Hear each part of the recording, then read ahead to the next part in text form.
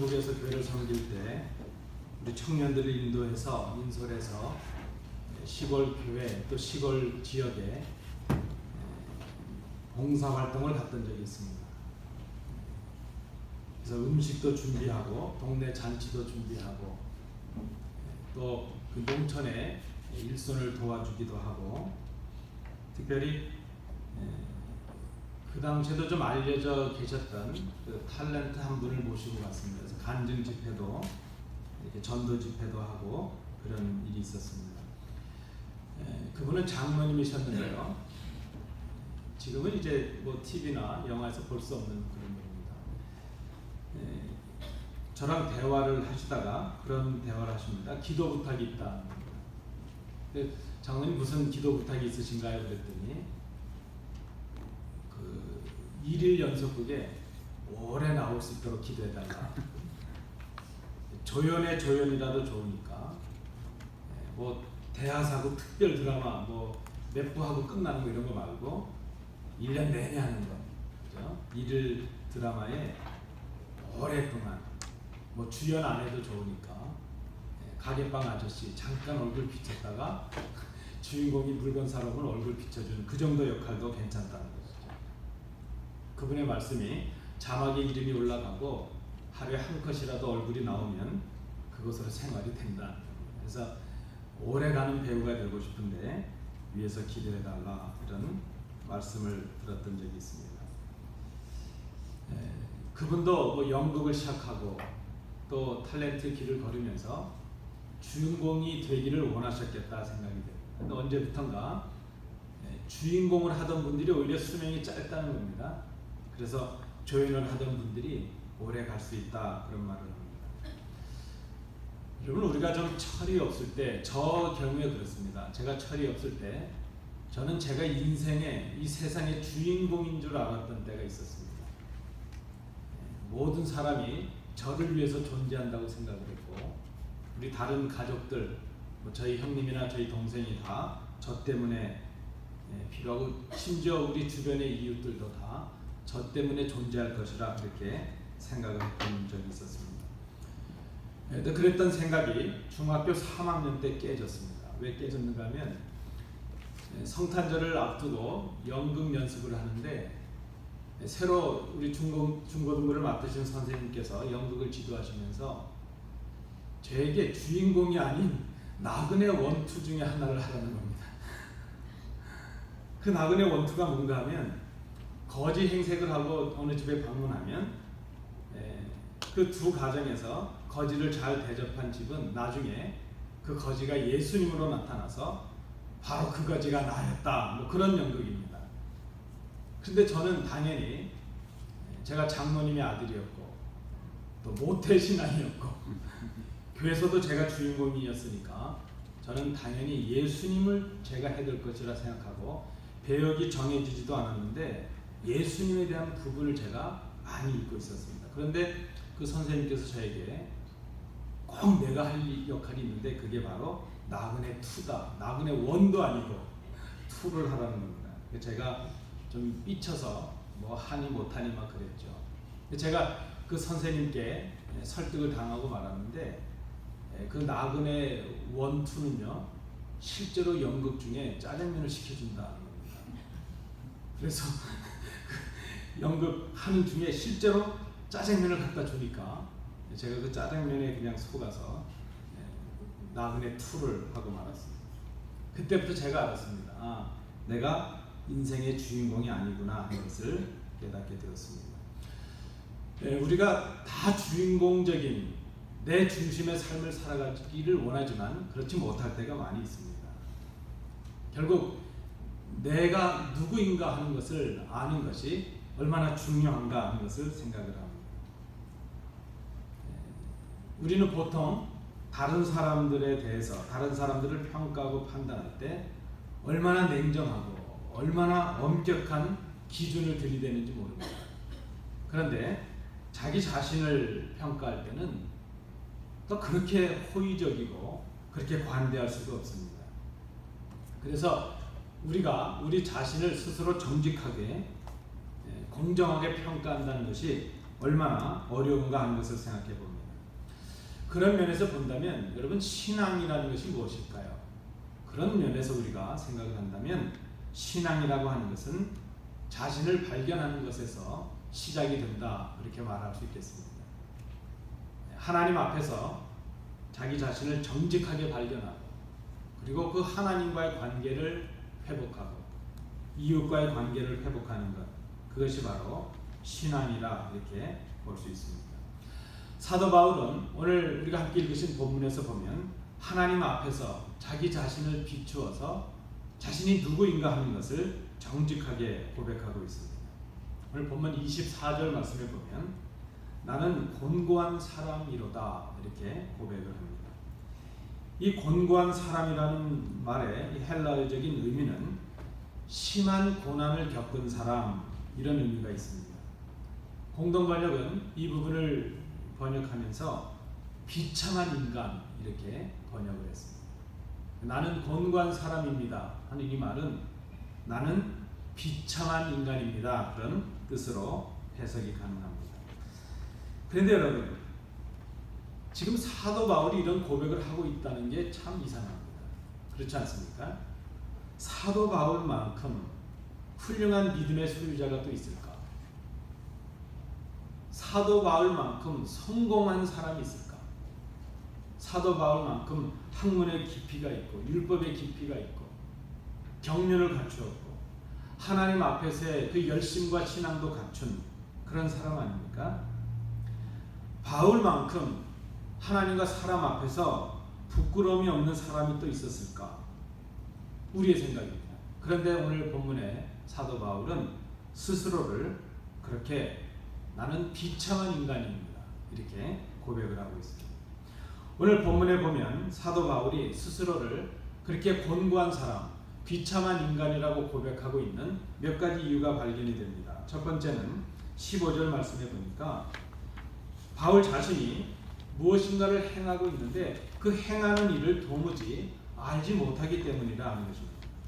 15절 말씀에 보시면 나의 행하는 것을 내가 알지 못하노니 곧 원하는 이것은 행하지 아니하고 도리어 미워하는 그것을 함이라, 그렇게 기록하고 있습니다.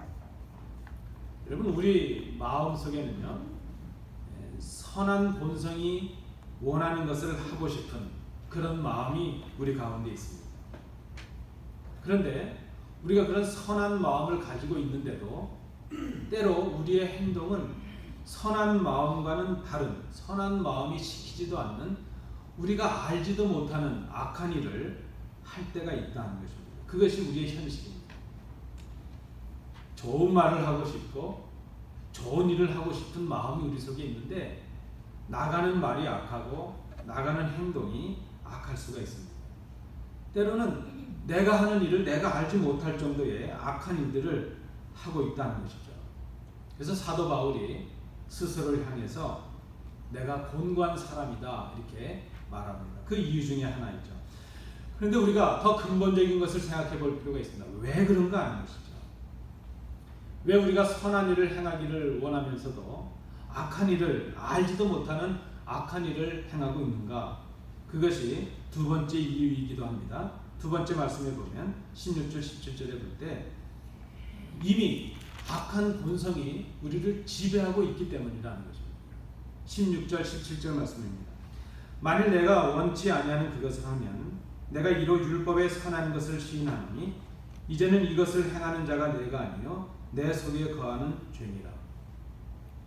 사도 바울이 로마서 다른 곳에서 그렇게 선언합니다. 우리는 죄 아래 거한 사람들이 되었다는 것입니다. 죄의 지배를 받는 사람들이 되었습니다. 우리는 예수 그리스도로 인해서 죄에서 자유한 사람들이 되었습니다. 우리의 죄값을 속량받은 그런 사람들이 되었습니다. 그러나 그럼에도 불구하고 악한 본성이, 죄의 근원이 되는 그 악한 본성이 계속해서 우리를 지배하기를 원하고 있습니다. 이 죄의 본성이 우리로 하여금 하나님에 대해서 불순종하게 합니다. 우리가 원하지 않는 악한 일을 하게 합니다. 오늘 말씀에 보면 이런 구절이 있죠. 만일 내가 원치 아니하는 그것을 하면 내가 이로 율법에 선한 것을 시인하노니. 어떻게 보면 사도 바울이 좀 역설적인 표현으로 이 부분을 말씀하고 있습니다. 이것이 무슨 의미입니까? 내가 죄를 행할 때마다 율법이 그것이 죄라는 것을 우리에게 알게 하기 때문에 내가 죄를 행하는 그때마다 하나님의 법이 선하다는 것이 드러나고 있다는 거죠. 율법을 통해서 내가 악한 일을 행하고 있다는 것을 아는 순간 율법은 우리에게 지적을 합니다. 우리가 하는 행동이 하나님의 법을 어기고 있는 것이다. 그렇게 말하고 하나님의 법이 선하다는 것이 드러나고 있다는 거죠. 우리가 원하지 않는 그런 악한 일을 행할 때마다 우리 속에 고통이 일어납니다. 왜 그렇습니까? 우리가 하나님의 법을 알고 있거든요. 무엇이 옳고 악한 일이라는 것을 우리가 알고 있는데 우리가 마음으로는 원하면서도 원하지 않는 악한 일을 행할 때마다 우리 속에 고통이 생긴다는 거죠. 여러분 그렇습니다. 우리가 마음에 원하지 않는 악한 일을 하거나 심한 말을 하게 되면 마음속에 가책이 일어나죠. 뭔가 마음속에 꺼리낌이 생깁니다. 그 고통이 생기는 것이죠. 우리가 하나님의 원대로 살아가기를 원하지만 우리 속에 있는 죄의 본성이 우리를 자꾸 죄로 끄집어 가는 것이죠. 우리는 선하고 싶고 정직하고 싶고 하나님이 원하시는 그런 삶을 살고 싶습니다. 말씀에 순종하기를 원합니다. 그런데 죄가 우리 속에 들어왔습니다. 그 죄가 우리를 지배하고 있습니다.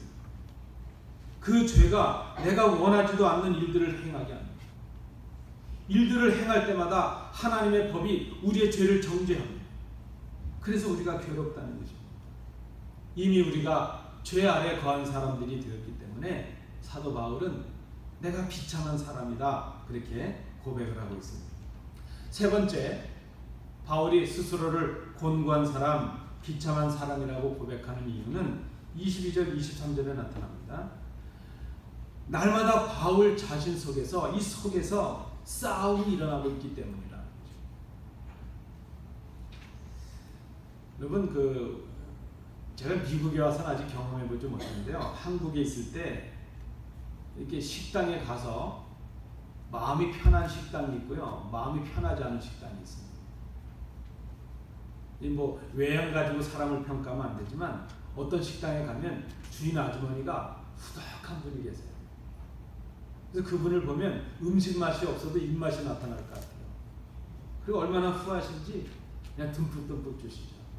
그런데 어떤 식당에 가면 밥 먹고 있는 게 아주 불편하고요, 먹어도 밥이 줄어들지 않고 막 그래요. 어떤 때인가 하면요, 주인끼리 싸우고 있는 거예요. 손님 앞에도.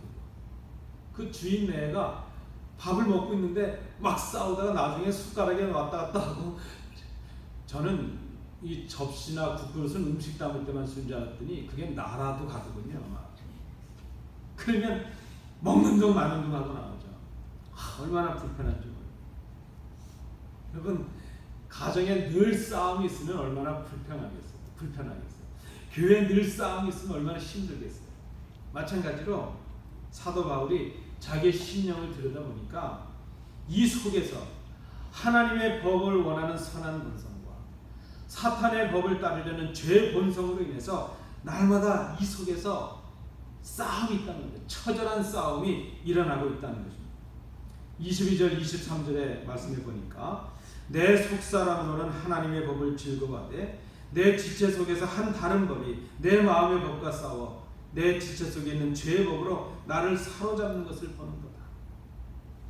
날마다 선한 본성과 죄의 본성이 싸우고 있는데 그 싸움에서 져서 죄의 본성이 나를 악한 모습으로, 죄를 짓는 모습으로 끌고 가는 것을 보기 때문에 고통이 있다는 것입니다. 그래서 사도 바울은 내가 참 비참한 사람입니다 그렇게 고백을 하고 있습니다. 여러분, 우리 속에 싸움이 일고 있습니다. 우리가 말 한마디를 하고 행동 하나 할 때도 우리 속에서 싸움의 그 결과로 나타나는 결과입니다. 우리가 악한 행동을 하건 선한 행동을 하건 그것이 다 싸움의 결과입니다. 때로 우리는 하나님이 원하시는 선한 본성, 하나님의 법을 따르는 그 본성에 승리를 하게 되면 하나님 기뻐하신 일을 할 수 있죠. 그러나 죄의 본성을 따르는 그 법이 그것이 승리하게 되면 우리 입에서 험한 말이 나가고 거짓말이 나가고 악한 행동들이 일어나는 것을 봅니다. 여러분, 우리가 그렇게 본성적으로 비참하고 곤고한 사람들이 되었다는 것입니다. 우리가 이미 하나님의 법을 알고 있습니다. 하나님의 법을 알고 있는 우리가 그 죄의 법과 싸워서 그 전투에서 실패해서 우리가 원하지도 않는 그 악을 행하게 될 때 그 연약함 때문에 우리 속에 고통이 일고 있다는 것입니다. 사도 바울은 하나님 앞에서 자신을 정직하게 고백합니다. 나는 비참한 사람이다. 오늘 이 사도 바울의 고백에 의지해서 우리 자신을 한번 고백해보세요. 여러분, 우리는 누구입니까? 아니, 나는 누구입니까?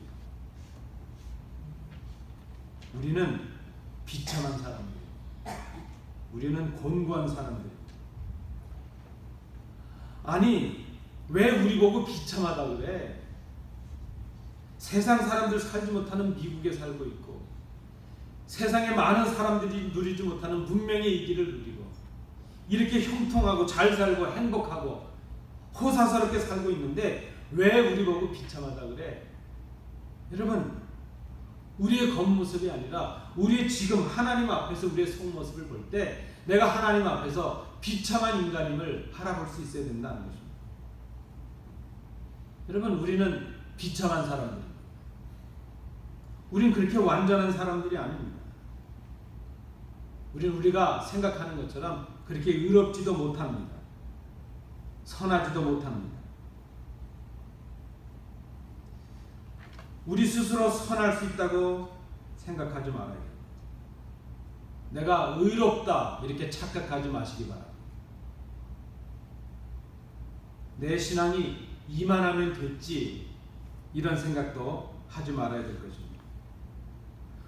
우리가 인자한 미소를 띄우지만 그 인자한 미소 속에 추한 생각이 도사리고 있는 사람들, 감춰진 사람들이 바로 우리임을 고백할 수 있어야 됩니다.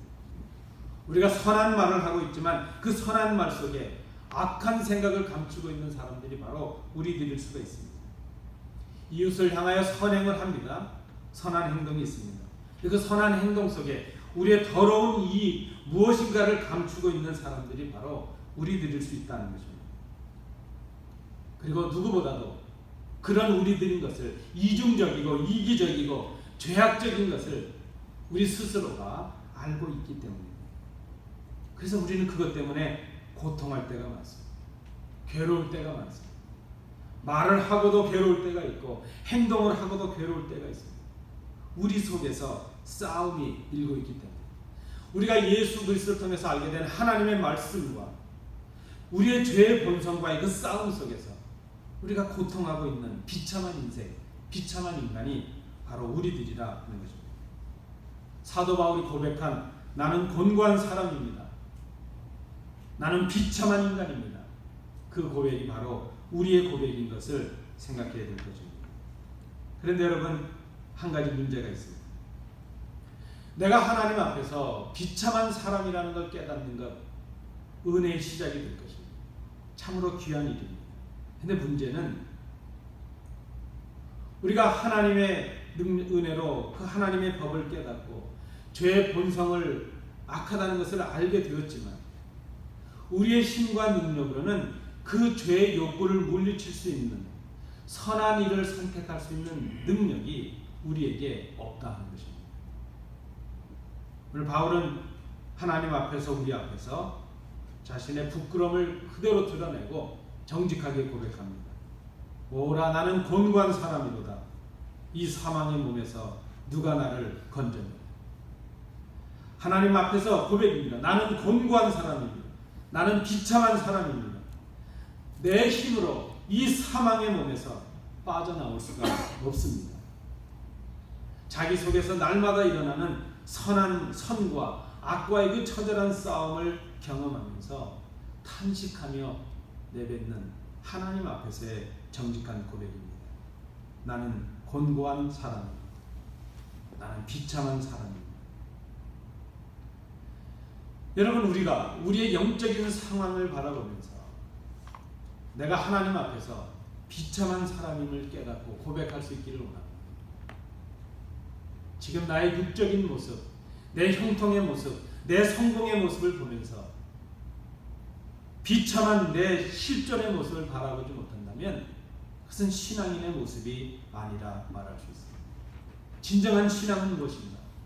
육체적으로 보이는 형통함 속에서 영적으로 죽어가는 자기의 신령을 바라보고 하나님 앞에서 자기 자신을 비참한 인간으로 고백할 수 있는, 하나님을 떠난 하나님의 은혜가 아니면 도저히 살 수 없는 그런 비참한 존재임을 고백하는 것, 그것이 바로 바른 신앙이라 생각이 됩니다. 오늘 특별히 우리가 기억할 말씀은 25절의 말씀입니다. 사도 바울이 말씀을 25절의 말씀으로 끝을 맺고 있습니다. 바울이 24절의 말씀으로 끝을 맺었다면 그저 우리는 탄식으로 끝났을 것입니다. 우리는 비참합니다. 우리는 절망입니다. 그것으로 끝났을 것입니다. 그런데 이 사도 바울은 25절의 말씀을 통해서 우리에게 희망의 말씀을 전해주고 있습니다. 우리 25절을 함께 읽겠습니다. 우리 주 예수 그리스도로 말미암아 하나님께 감사하리로다. 그런즉 내 자신이 마음으로는 하나님의 법을, 육신으로는 죄의 법을 섬기노라. 여러분, 무엇 때문에 감사하고 있습니까? 예수 그리스도로 인해서 하나님께 감사하고 있습니다. 비록 우리가 연약한 모습으로 악한 본성과 선한 본성 사이에서 괴로워할 수밖에 없는 그런 연약한 사람이죠. 그리스도를 통해서 하나님의 법을 우리에게 알게 하셨습니다. 이제 우리는 우리의 마음으로 옳은 것을 알 수 있는 그런 사람들이 되었습니다. 다만 그 법을 알지만 아직 연약해서 죄의 본성 아래 거해서 우리의 육체로는 하나님의 법을 어기는 악한 일들을 하고 있기는 하지만 그러나 우리에게 희망이 있습니다. 하나님의 법을 알게 하신 그리스도의 은혜가 있다는 것입니다. 이제 우리는 그리스도를 의지함으로 우리의 힘으로 할 수 없는 그 싸움을 주님께 맡기는 사람들이 되었습니다. 날마다 악한 본성과의 싸움에서 처절하게 패배했지만 이제는 우리를 대신해서 십자가에 죽으신 그 보혈의 공로를 의지함으로 그 주님의 능력으로 우리가 악한 본성과의 싸움에서 이기는 자들이 되었음을 감사하는 사람들이 되었습니다. 그리스도로 인하여 하나님께 감사하노라. 비록 우리가 여전히 육신으로는 죄를 행하는 연약한 모습을 가졌다 할지라도 예수님을 믿음으로 하나님을 의지하는 자들에게 하나님께서 승리를 허락하심을 믿게 되는 그런 감사함이 우리에게 임하게 되었다는 것입니다. 여러분, 이것이 바로 신앙입니다. 이것이 바로 구원이요, 이것이 바로 믿음입니다. 우리의 힘으로는 우리의 죄를 어찌할 수가 없습니다. 우리의 힘으로는 무엇 하나 바꿀 수가 없습니다. 그러나 십자가에 달리신 예수 그리스도의 은혜로 인해서 그분을 의지하고 그분을 믿는 그 순간에 천천히 패배했던 우리의 싸움이 승리의 싸움으로 바뀌게 되었다는 것입니다. 우리의 힘으로 어찌할 수 없었던 사망의 몸에 빠졌던 우리가 이제는 예수 그리스도로 인해서 생명의 몸으로 바뀐 바가 되었다는 것입니다. 하나님을 의지하는 자들에게 승리를 경험하게 하시는 그 능력이 임하게 되었다는 것입니다. 여러분, 이것이 복음입니다. 여러분, 복음 중에 복음이 무엇일까요? 복음, 복된 소식 아닙니까? 기쁨의 소식 아닙니까? 굿뉴스, 그게 복음인데 뭐가 복음일까요? 제가 한번 생각해 봤습니다. 뭐가 복음일까?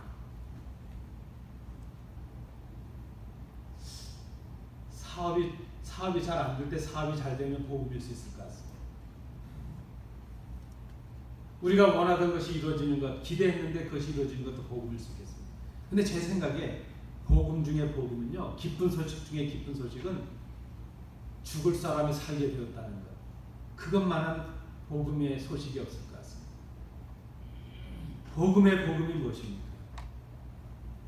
우리의 힘과 능력으로는 죽을 수밖에 없었던 우리들이 예수 그리스도의 능력으로 인해서 산 사람들이 되었다는 것, 사망에서 생명으로 옮겨졌다는 것, 그것이 바로 복음이었습니다. 이 복음의 시작이 어디서부터 출발하는가? 내가 아무것도 할 수 없는 비참한 인간입니다. 그것을 고백하는 그 자리에서부터 시작이 될 수 있다는 것입니다. 여러분, 이 말씀을 맺으면서 우리가 기억할 것 한 가지를 더 생각해 봅니다.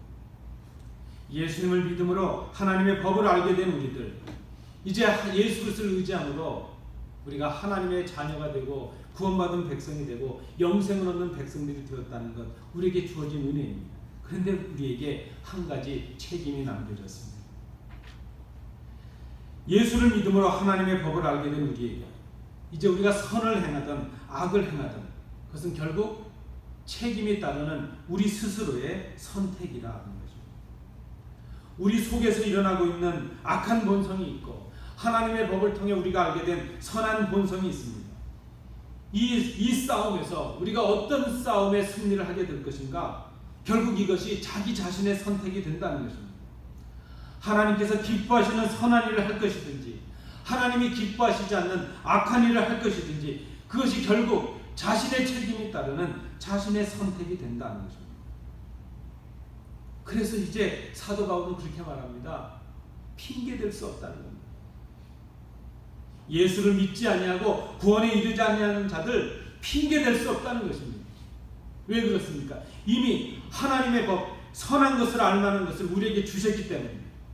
자연의 이치를 통해서 예수 그리스도의 특별 계시를 통해서 말씀을 통해서 우리에게 이미 모든 것을 알게 하셨습니다. 이제 악한 일을 하는 것, 하나님께 대해서 불순종을 하는 것, 그것은 내가 하나님을 거역하고 선택한 내 선택의 결과일 수 있다는 것입니다. 여러분, 우리가 인정해야 될 것입니다. 죄를 짓는 것은 단순히 악한 본성 때문이 아니라 그 악한 본성을 묵인하고 따르는 내 선택의 결과인 것을 우리가 생각해야 될 것입니다. 우리 속에 두 본성이 있습니다. 이 두 본성이 날마다 싸우고 있습니다. 이것 때문에 우리에게 고통이 있습니다. 때로 우리가 낙심도 하고 절망도 합니다. 그런데 어떻게 보면 고통이 있다는 것은 아직도 싸움이 진행 중인 것이고 희망적인 것이라 생각합니다. 이미 싸움이 끝나버린 사람들이 있거든요.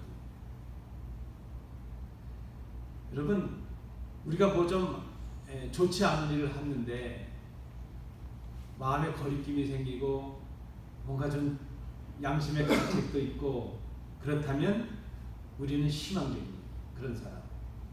그런데 악한 일도 하고 못된 일도 하고 그렇게 했는데 아무렇지도 않으면요 이미 싸움에서 진 사람, 더 이상 싸움이 없습니다. 그건 내가 참 난 평안해. 그 평안함이 아닙니다. 이미 우리의 영적인 예민함이 다 사라진 것입니다. 뭐 이런 예가 좀 그렇지만 이렇게 교회 나오시는 분들도 그래요. 처음 한 주, 두 주 빠지면요 저렇게 목사 보기도 미안하고 성도들 보기도 좀 미안하고 이렇게 좀 그런 마음이 있습니다. 그런데요 이게 한 주, 두 주, 한 달, 두 달 이렇게 지나가면요 편해진다니까요. 거짓말도 처음 하면요, 제가 거짓말 좀 해봤는데요, 거짓말 처음 하면요 막 쿵쾅쿵쾅 하고요 막 곧 죽을 것 같고 그럽니다. 그런데 이게 익숙해지면요, 거짓말도 익숙해지면요 편해집니다. 다만 거짓말을 잘하려면 머리가 좋아야 된다는 거 하나, 자기가 했던 거짓말을 잘 기억해야 되거든요. 거짓말은 또 거짓말을 해야 살아남는데 이 거짓말을 잘하려면 머리가 좋아야 되는데 머리 나쁜 분들은 거짓말 하지 마십시오. 웬만해서는 하지 마십시오. 기억하기가 어렵습니다. 무뎌지는 것이죠. 우리의 마음이 무뎌집니다. 여러분, 혹 지금 우리가 하나님 앞에서 뭔가를 결정하고 무언가를 생각하면서 마음에 고통이 있고 갈등이 있다면 하나님께 감사하십시오. 소망적입니다. 돌이킬 수가 있습니다. 아직 싸움이 진행 중입니다. 만약에 우리가 악한 본성에게 져버린 사람이라면, 마귀의 자녀가 된 사람이라면 이젠 갈등도 없고 고통도 없고 아픔도 없을 것이기 때문에 우리에게 아직 싸움이 남겨져 있고 양심의 가책이 남겨져 있고 뭔가 거리낌이 남겨져 있다면 지금이야말로 하나님 앞에 나가서 고백해야 될 때입니다. 하나님, 내가 이런 사람입니다. 겉으로는 번지르하죠. 그러나 이런 사람은 내 속에 흉악한 모습이 있고 날마다 하나님을 따르려는 이 마음과 악한 생각이 싸우고 있는데 이 싸움에서 지고 있는 이런 사람입니다. 하나님 앞에 우리 자신을 정직하게 고백할 수 있어야 됩니다. 사도 바울이 자신을 그렇게 고백하고 있습니다. 죄악된 삶 가운데 하나님의 법을 지키기 위해서 몸부림치고 뼈를 깎는 듯한 그런 고통을 가지는 고백입니다. 오라 나는 곤고한 사람입니다. 오라 나는 비참한 사람입니다. 이 고백은 하나님 앞에 하나님의 뜻을 따르기 위해서 몸부림치는 사람이 할 수 있는 고백이기 때문에 하나님 앞에서 자기 자신을 세우고 자신의 비참함을 고백하고 있습니다. 하나님, 나는 비참한 사람입니다. 이 죽음의 이 사망의 몸에서 나를 건져주실 분은 오직 하나님밖에 없으십니다. 사도 바울은 늘 자신을 하나님 앞에 세웠습니다. 그러나 하나님 앞에 서면 설수록 하나님 앞에서 자신의 연약함을 보게 됩니다. 하나님 앞에 서게 되니까 자신이 그동안 가졌던 모든 것들이 다 헛된 것임을 깨닫습니다. 그 깊은 학문과 그 많은 열심과 그 많은 공로와 수고가 자기의 의가 될 수 없는 것을 깨닫습니다.